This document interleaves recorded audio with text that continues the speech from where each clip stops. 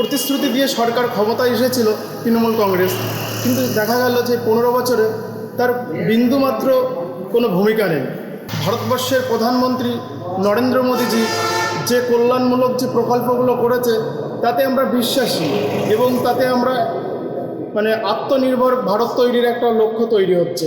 বাংলার শিক্ষিত সাধারণ একজন ছেলে হিসেবে বলতে চাই, পশ্চিমবাংলায় যে মমতা ব্যানার্জির সরকার চলেছে এই 15 বছরে হয়তো বাংলার আপামর জনসাধারণ, শিক্ষিত বেকার যুবক যুবতী সবাই একটা আশা নিয়েছিল যে এই সরকার আসলে হয়তো কোনো উন্নয়ন হবে, চাকরি হবে, শিল্প হবে।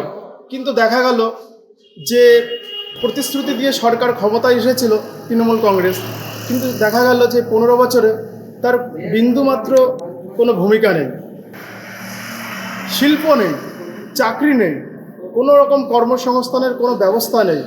আজকে এই বাংলার থেকে অন্য ভিন রাজ্যে চলে যাচ্ছে পরিযায়ী শ্রমিক হিসাবে।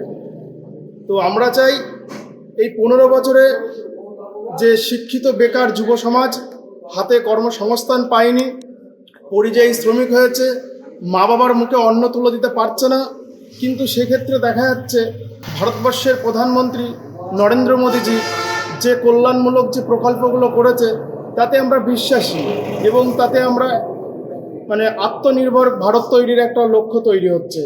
আজকে এই বাংলায় দেখুন না, আজকে খুন হচ্ছে, ধর্ষণ হচ্ছে, গুন্ডামি মস্তানি, এই 15 বছরে এগুলো আমরা পেয়েছি, কিন্তু বাংলার কোনো উন্নয়নমূলক কোনো কাজ হয়নি।